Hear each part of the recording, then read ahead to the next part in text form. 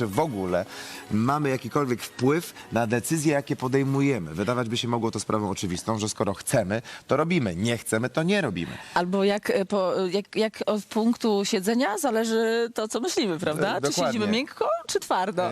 U nas na szczęście jest miękko. I wydawać by się mogło, że tysiące decyzji, jakie podejmujemy każdego Aż dnia, 35 tysięcy dziennie. zależą od nas, proszę Państwa. Nic bardziej mylnego, o czym już teraz nasi goście, nasi eksperci. Anna Karasińska, socjolog. Dzień dobry. Oraz Tomasz dobry. Łysakowski, psycholog. Witamy bardzo serdecznie. Cieszymy się, że mamy taki skład i że będziemy mogli o tym dobrze porozmawiać, bo mamy wrażenie, że nic o życiu nie wiemy. Jak się okazuje, że to, co podejmuje za nas decyzję w momencie, no nie wiem, że na przykład chcemy... Śniadanie, buty, obiad, Tak. szkoła, przedszkole, wakacje, No i tu mamy zdarzenie dwóch światów, wewnętrzny i zewnętrzny. czyli psychologia i I socjologia. socjologia.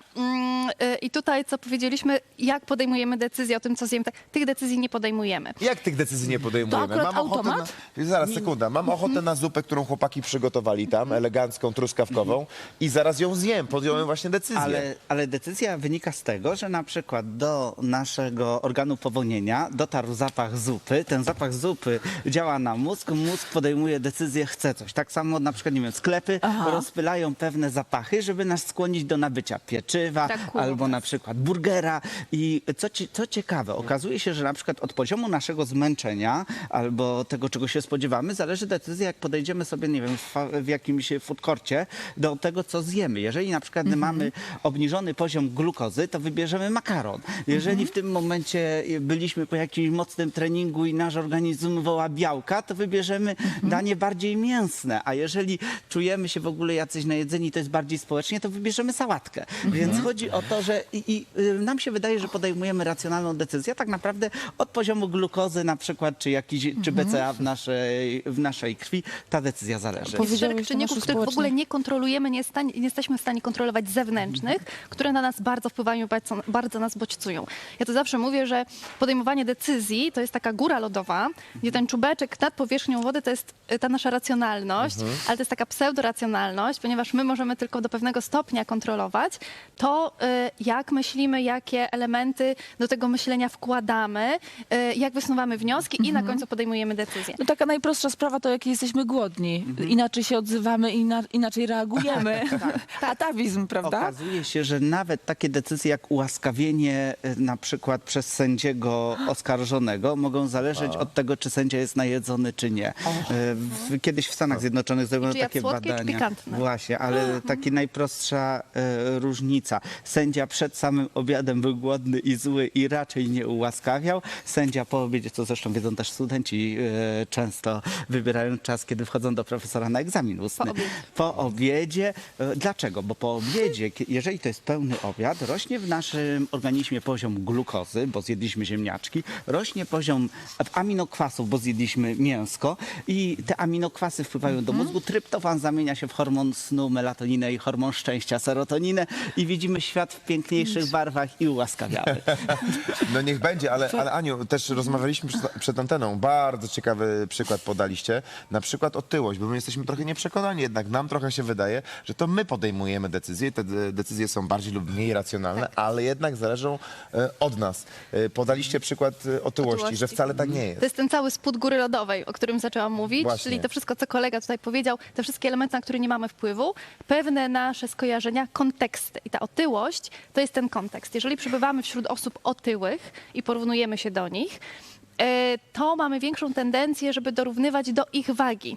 Czyli zmniejszamy tą dysproporcję między sobą, a tą osobą otyłą. Czyli jeżeli w moim otoczeniu na przykład najbliższa przyjaciółka czy rodzina jest otyła, ja również będę miała tendencję do zmierzania w tą stronę. I odwrotnie, jeżeli przebywam wśród samych szczupaków i chudzielców, będę bardziej krytycznie oceniała swoje ciało i będę podświadomie dążyła do tego, żeby tą wagę zredukować i być podobnej swojej A ja grupie. się tu do końca nie zgodzę. Super. Dlaczego? Dlatego, że ja znam mnóstwo ludzi otyłych, którzy w otoczeniu mają ludzi szczupłych, którzy bardzo chcieliby być szczupli, szczupli, ale właśnie wracamy tutaj do tego problemu wolnej woli, bo otyłość jest takim problemem, gdzie nie jest łatwo podjąć decyzję, jeżeli całe twoje ciało działa na twoją niekorzyść. Dlaczego? Bo nasze ciało jest zaprogramowane do gromadzenia tłuszczu i jak tak. dużo byśmy nie mieli ludzi szczupłych wokół siebie, my też możemy chcieć być szczupli, ale w tym momencie chodzi o to, że w pewnym momencie głód, czyli hormony takie jak leptyna, grelina, wyłączają nasze świadome decyzje i po prostu pchają nas do tych food To courtów, teraz do ja tych się tu nie restauracji. zgadzę.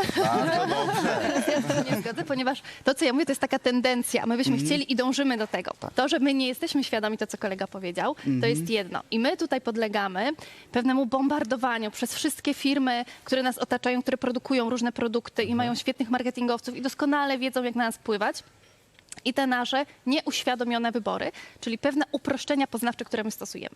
Bo my w głowie nie jesteśmy w stanie codziennie podejmować paru tysięcy wyborów, bo ten nasz mózg by się przegrzał, nie wiem jaka by była kaloryczność, na pewno ogromna tego No to procesu. byśmy schudli. A to ja mam jeszcze, kochani, to ja mam jeszcze inne pytanie. Więc nasz mózg stosuje pewne uproszczenia i działa według pewnych schematów. I dlatego jesteśmy bardzo podatni na Tak, różne dlatego czynniki. jeździmy taką samą drogą do pracy, Do pracy i żeby już wracamy tą wyłączyć samą. ten umysł, prawda? Robimy coś To już automatycznie. rutyna i schemat. Ale dobra, toksoplazmoza, takie hasło. Można powiedzieć infekcja, czy bakteria, Coś, co czy sprawia, coś... że na przykład drobnoustrój. budzi się w nas bestia. I to za kółkiem. za nas też decyduje czasami. Tak, bo jeżeli my mówimy tutaj, to chodzi o to, że mnóstwo różnych czynników, które, na przykład drobnoustrojów, które mogą się pojawić w mózgach, nie tylko ludzi oczywiście, bo to przecież ta toksoplazmoza wyewoluowała po to, żeby koty mogły łatwiej na przykład łapać swoje ofiary. Natomiast chodzi o to, że to może zwiększać skłonność do ryzyka. Ale tu... Ale cóż to jest takiego? Co to jest? To jest jakaś bakteria? To Jakiś... znaczy, no mamy drobnoustroje, które kiedy wchodzą w mózg, po prostu zaczynają w mózgu wywierać wpływ. Znaczy mnóstwo. Wyobraźmy sobie, że mamy kota. Kot, jeżeli w tym momencie mamy sytuację, kiedy jest zarazek rozmnaża się na przykład w mózgu szczura czy myszy i teraz... I sprawia, że szczur i mysz stają się trochę bardziej odważne, tak? Bardziej Agresywne odważne, troszkę. bardziej mają większą skłonność do ryzyka i przez to mogą zostać łatwiej złapane przez kota, który jest tym nosicielem, gdzie ten zarazek jest się w stanie namnożyć. I oczywiście koty później zostawiają te zarazki w swoich odchodach, gdzieś tam i okazuje się, że u ludzi również ta toksoplazmoza może wpłynąć na decyzje, które podejmujemy. Możemy stać się bardziej ryzykowni. Ale Agresywni na drodze na przykład. znaczy tak, bardziej, przepraszam, skłonni do ryzyka. Natomiast proszę zobaczyć, że to jest tylko wierzchołek góry lodowej. My tak naprawdę... Szkołek był mój. Tak, tutaj. Bardzo Czyli mamy wreszcie zgodę. Natomiast chodzi o to, że Zapaliśmy weźmy wspólny pod wierzchołek. uwagę, że wedle niektórych szacunków połowa komórek w naszym ciele to nie są nasze genetycznie komórki, tylko to są komórki bakterii, które mają swoje interesy genetyczne i mogą na przykład skłaniać nas do tego, co będziemy jedli. Okazuje się, że od flory bakteryjnej może zależeć otyłość czy skłonność do jedzenia. Druga sprawa, nawet w naszych komórkach, w DNA, nie całe DNA działa w naszym, jakbyśmy powiedzieli, interesie. Tam są różne składniki, które od jakichś wirusów przejęliśmy i tak dalej, przekazujemy dalej. To jest tak, że to jest wszystko, nasze decyzje to jest wypadkowa tych wszystkich oddziaływań. A my jeszcze mamy coś ciekawego na sam koniec. Wydaje się, że jesteśmy bardziej hojni wtedy, kiedy jesteśmy w bardziej takim czystym pomieszczeniu, kiedy nie ma Pachnącym. pachnącym, czystym, odkurzonym, nieczyszczonym. To wczoraj z prawda, Mr. tak. White mieliśmy też, że Socjologicznie rzeczywiście to jest i też wtedy do lepiej wytłumaczenia. rozdajemy. Na lewo i Tak, prawo. aczkolwiek te eksperymenty są cały czas ewoluowane i dochodzimy do różnych wniosków. Kiedyś sądzono, że nasza postawa wpływa na pewność siebie, szeroko wyprostowane plecy, Tak. szeroko rozstawione nogi, ręce postawione na biodrach podobno wpływały na naszą pewność siebie, budowanie pewności siebie. I Okazało jednak się, nie jest tak? Ostatnio okazało się, że nieprawda. A mi Także- ciocia mówiła, Marcyś, nie garb się, bo zaraz ciągle ktoś ci są na badania, że na przykład uśmiech garba wpływa wskoczy. na- Ale Zresztą uśmiech na taki, poczucie. i głos taki, to że są na przykład takie... jak weźmiemy sobie ołówek i będziemy coś tutaj tak będziemy trzymać, to po jakimś czasie poczujemy się szczęśliwsi.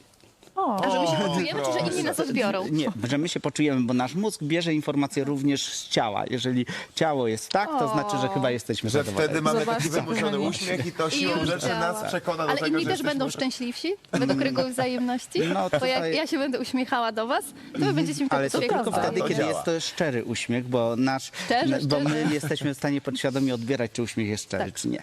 No, to w przyszłym tygodniu wpadamy Te tutaj nasze z ołówkami. Tak jest. Prawda? Te nasze badania, no, można powiedzieć, nie Ciekawe, raczkują, ciekawe. ale są bardzo ciekawe. A teraz o raczkowaniu właśnie.